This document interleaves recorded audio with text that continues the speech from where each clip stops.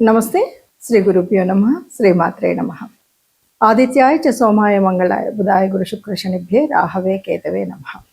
ముఖ్యంగా ఆగస్టు మాసంలోని మొదటి పక్షపు గ్రహస్థితి ఎలా ఉంది అని కనుక మనం చూసినట్టయితే మొదటి పక్షంలో మనకి కుజుడు దాదాపు వృషభంలో ఉంటాడు, బుధుడు మిథునంలో ఉండి మొదటి పక్షంలోనే మరి తదుపరి రాశి అయినటువంటి కర్కాటకంలోకి మారడం కనిపిస్తుంది. తర్వాత గురువు రవి మొదటి పక్షంలో ఇద్దరు కూడా కర్కాటక రాశిలో ఉంటారు. సింహరాశిలో కేతువు అలాగే శుక్రుడు ఈ ఇద్దరు మొదటి పక్షంలో ఉండి 2వ తారీఖు మార్పు కనిపిస్తుంది.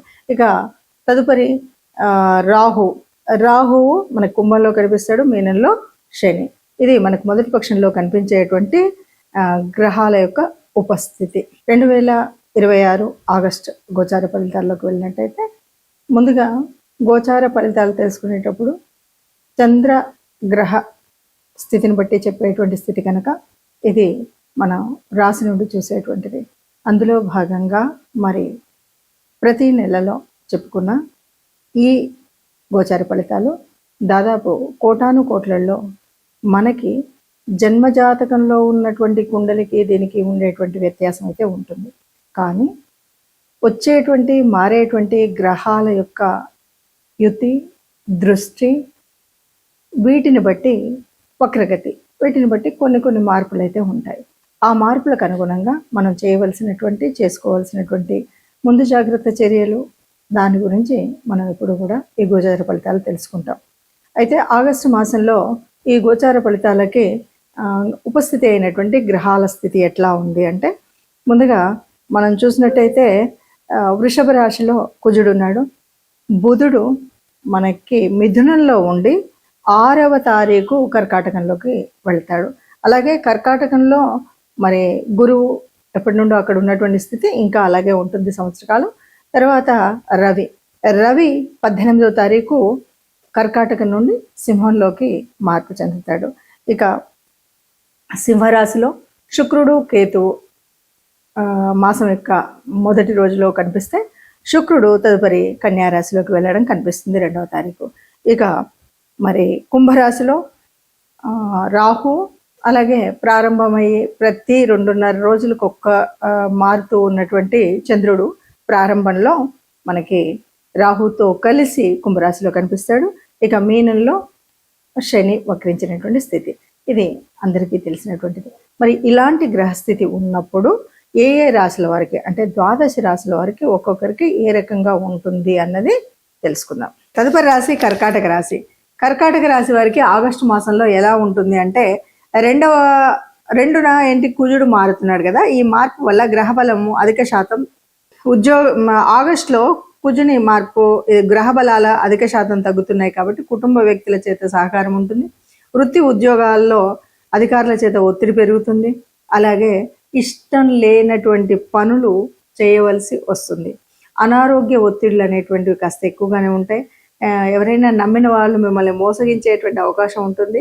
ప్రయాణాలు, పెట్టుబడులు, ఏవో పెళ్ళిళ్ళు, పెరంటాలని వాటికి పెట్టేటువంటి పెట్టుబడులు ఇవన్నీ ఉంటాయి, ఎక్కువగా ఉంటాయి. కాబట్టి కాస్త ప్రయాణాలు అవి తగ్గించుకోవడం అనేటువంటిది మంచి సూచనగా చెప్పొచ్చు.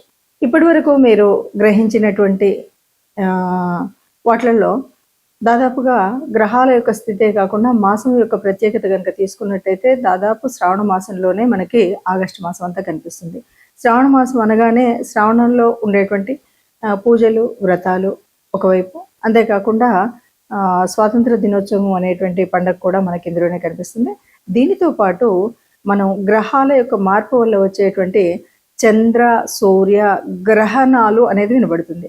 నిజానికి ఈ 2 గ్రహణాల్లో అమావాస్య, పౌర్ణమి రోజు వచ్చేటువంటి 2 గ్రహణాలు కూడా మన దేశంలో జరగవు కనుక, మన దేశంలో కనిపించవు కనుక వీటి గురించి అంత ప్రాధాన్యత ఇవ్వడం కానీ, వాటిని గ్రహణ నియమాలను పాటించడం కానీ చేయనవసరం లేదు అని చెప్పొచ్చు.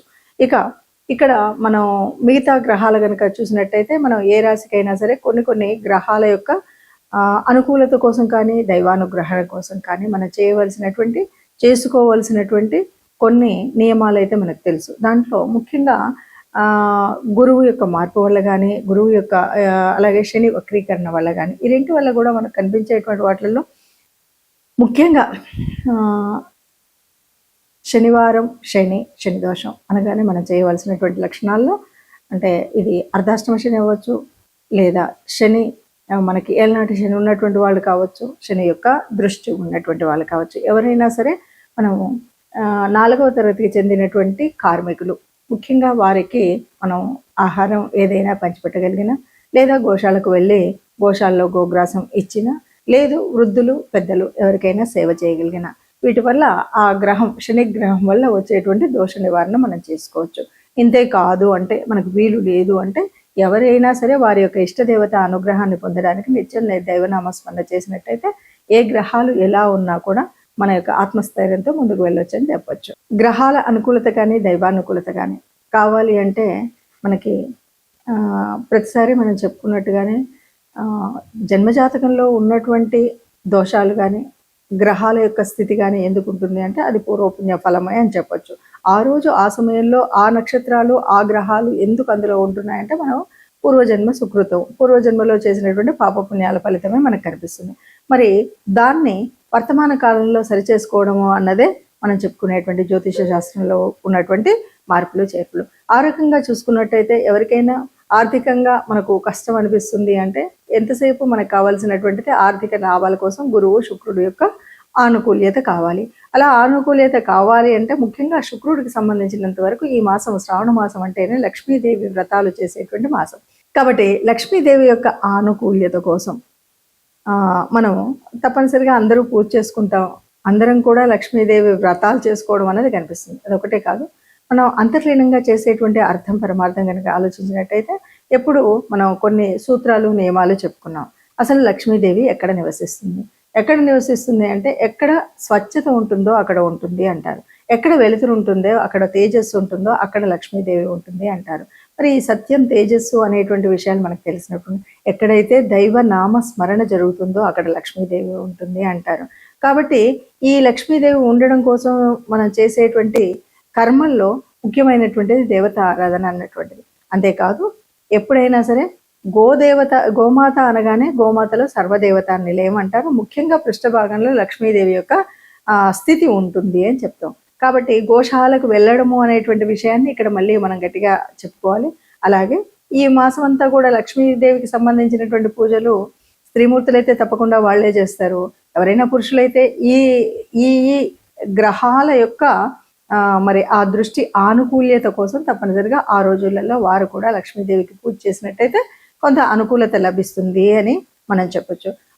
ఏదేమన్నా సరే లక్ష్మీదేవి అనగానే అది చాంచల్యం కలిగినటువంటిది అందరికి తెలుసు. లక్ష్మి స్థిరంగా ఒక చోట ఉండదు, కానీ స్థిరంగా ఉండాలి అంటే తప్పనిసరిగా చేయవలసినటువంటి నియమాలు ఇంతకు ముందే మనం చాలాసార్లు చెప్పుకున్నాం. అయినప్పటికీ కూడా లక్ష్మీదేవి మన దగ్గర ఉండాలంటే ఎప్పుడు కూడా ఆనందంగా, స్వచ్ఛంగా, సత్యంతో, గాలి వెలుతురు అన్నీ సరిగ్గా ఉండేలాగా ఉండడం, ఏదైనా అపశృతులు రాకుండా చూసుకోవడం అనేటువంటి మాటలు మనం ఎప్పుడు చెప్పుకుంటాం. ఆ విధంగా మనం ప్రవర్తించినట్టయితే, అలాగే సహాయం అనేది ముఖ్యంగా ఎవరైతే బాగా ఉన్న వాళ్ళకి సహాయం చేయడం అని కాదు, ఎవరైతే నిజంగా నిరాశ్రితంగా ఉంటారో వాళ్ళకి మనం సహాయం చేసినట్టయితే అంటే మనం నారాయణో దేవ అని మనం ఎప్పుడైతే చెప్తామో అలాగా మానవ రూపంలో ఉన్నటువంటి దేవతామూర్తులుగా మనం చూసేటువంటి స్థితి కనిపిస్తుంది. మనుషుల్లోనే మాధవుల్ని చూసేటువంటి పరిస్థితి కనిపిస్తుంది. కాబట్టి మనం ఎవరికైనా సహాయం చేసినట్టయితే లక్ష్మీదేవి మనకు అనుగ్రహిస్తుంది. ఇప్పుడు ఈ పరిస్థితి ఎందుకు అంటే ఎక్కడైతే గురువు కానీ శుక్రుడు కానీ అననుకూలతగా ఉన్నటువంటి ఏ గ్రహం ఏ రాశి వాళ్ళైనా సరే ఈ రకంగా మనం పూజ చేసినట్టయితే మనకు లక్ష్మీదేవి అనుకూలత పొందొచ్చు.